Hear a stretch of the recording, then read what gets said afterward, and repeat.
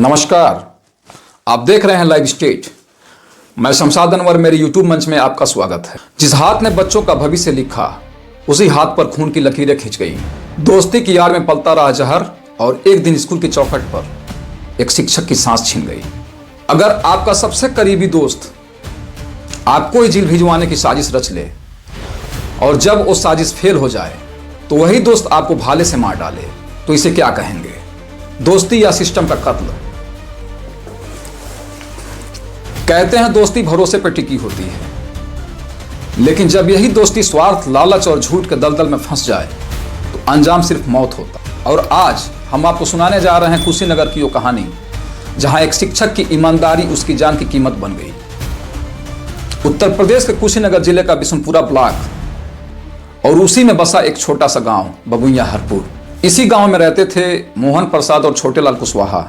दोनों की दोस्ती 4-5 साल पुरानी थी। दोस्ती इतनी गहरी थी कि दिन रात समय बेसमय एक दूसरे के घर आना जाना लगा रहता था। इनके लिए रात दिन कोई मायने नहीं रखता था। छोटेलाल कुशवाहा बबुइया हरपुर अपने गांव में ही एक स्कूल चलाते थे। ठोरी मोड़ से मुराडीह बिहार तक जाने वाली लिंक रोड पर बबुइया हरपुर ग्राम सभा है। 4-5 सालों की दोस्ती बढ़िया चल रही थी।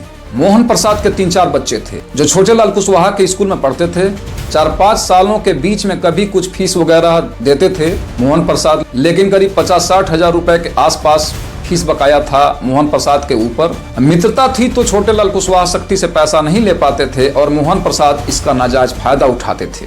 मोहन प्रसाद के अंदर स्वार्थ था, लालच था। गाँव वालों के मुताबिक मोहन प्रसाद का किसी से रिश्ता ठीक नहीं था। अनुसूचित जाति होने के कारण गांव में हरिजन एक्ट किसी के ऊपर लगा देते थे। आए दिन किसी न किसी व्यक्ति से इनका झगड़ा हो जाता था। और SC/ST एक्ट एक ऐसा आग था, उस आग से जलाकर उसके ऊपर हरिजन उत्पीड़न लगवा देते थे। बताते चलें कि मोहन प्रसाद के अगल बगल में गरीब मुसलमान भी हैं जो प्राइवेट गार्ड रहे हैं। उनके घर में 4 हरिजन उत्पीड़न लगाए हैं। आज वो खाने को मोहताज है, मुकदमे की वजह से कहीं बाहर नहीं जा पाते हैं। उनका 25 साल का लड़का सगीर, जिस पर 2 हरिजन उत्पीड़न लगा हुआ है, वो कहीं बाहर काम करने नहीं जा पाता है। पढ़ा लिखा होने के बावजूद भी फुटपाथ पर ठेला लगाने को मजबूर है। बगल में एक निहायत गरीब लाचार प्रजापति है। दोनों भाइयों पर 2-2 हरिजन एक्ट लगवाए हैं।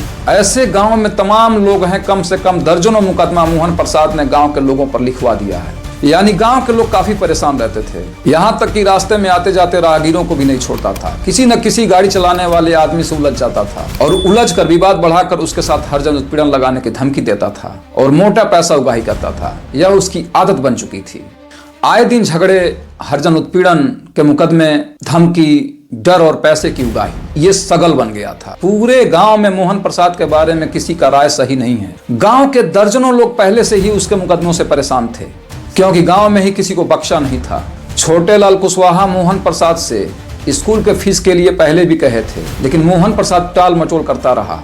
एक दिन छोटेलाल कुशवाहा मोहन प्रसाद के बच्चों को फीस लाने के लिए घर भेज दिए। बस यही मोहन प्रसाद का अहंकार टूट गया। उसने इसे अपमान समझ लिया और ठान लिया अब इसे सबक सिखाना चाहिए।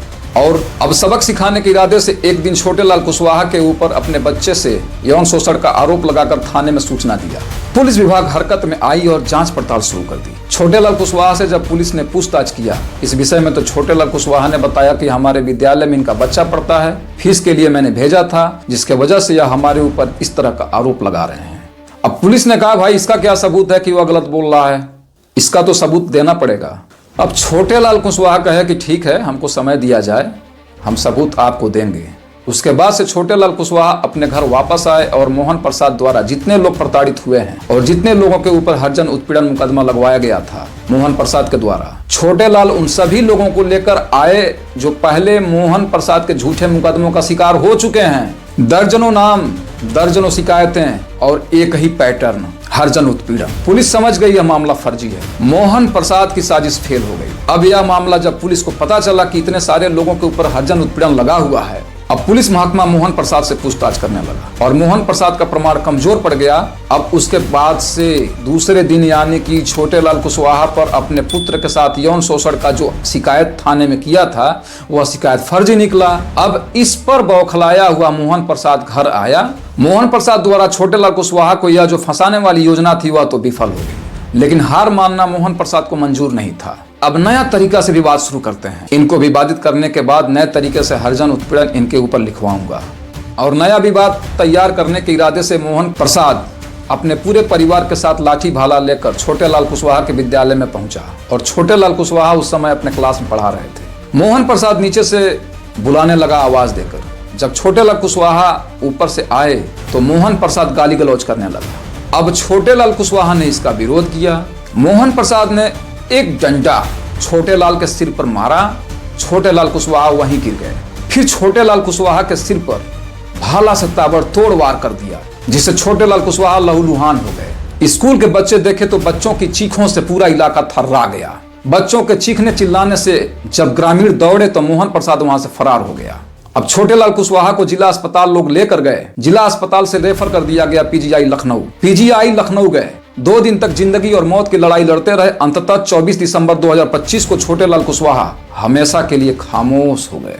25 दिसंबर सारी दुनिया क्रिसमस डे का उत्सव मना रहा था, लेकिन पोस्टमार्टम के बाद कुशीनगर जिले के बबुइया हरपुर गांव में जब शव आया, पूरे इलाके में कोहराम छा गया। पूरे गांव में शोक की लहर दौड़ गई। चारों तरफ अफरा तफरी मच गया। पूरे गांव के लोगों के आंखों में आंसू नहीं लहू था। 38 साल उम्र, छोटे छोटे बच्चे, जिम्मेदारियों का पहाड़, सब कुछ छोड़कर अक्षरों की लकीरों को खींचते खींचते लकीर पूरा नहीं हुआ और शाम हो गया। ऐसा कौन सा शाम था जिसका सुबह नहीं होगा? अब उन अधूरे लकीरों को कौन पूरा करेगा? अब उन हजारों बच्चों के भविष्य का क्या होगा, जिनके भविष्य की जिम्मेदारी छोटेलाल कुशवाहा पर था? उन छोटे छोटे बच्चों का पालनहार कौन होगा? छोटे छोटे बच्चों को लेकर एक विधवा महिला कैसे अपना जीवन जीती है, ये सब कोई महसूस कर सकता है। उन बच्चों का भविष्य निर्माता कौन होगा? बहरहाल पुलिसिया कार्रवाई के बाद शव का अंतिम संस्कार कर दिया गया। यह कहानी मोहन प्रसाद और छोटेलाल कुशवाहा 2 घनिष्ठ मित्रों का है। 60,000 की फीस एक इंसान की जान से महंगी हो गई। झूठे केस आज भी हत्यारों का हथियार है। सोचिए, जिसने बच्चों को पढ़ाया आज उसी की लाश पड़ी। क्या दोस्ती की यही कीमत होती है? क्या झूठे मुकदमों का कोई डर नहीं? क्या एक शिक्षक की जान इतनी सस्ती हो गई है? अगर आपको लगता है छोटेलाल कुशवाहा को इंसाफ मिलना चाहिए तो इस वीडियो को ज्यादा से ज्यादा शेयर कीजिए ताकि सिस्टम तक ये आवाज पहुंचे, क्योंकि चुप्पी अपराधियों की सबसे बड़ी ताकत है। आवाज उठाइए, क्योंकि कल ये कहानी किसी और की भी हो सकती है। आज छोटेलाल कुशवाहा बने, कल कोई और शिक्षक बन सकता है। यह शिक्षक नहीं, उस सिस्टम का कत्ल है। आज के लिए बस इतना ही। धन्यवाद, नमस्कार।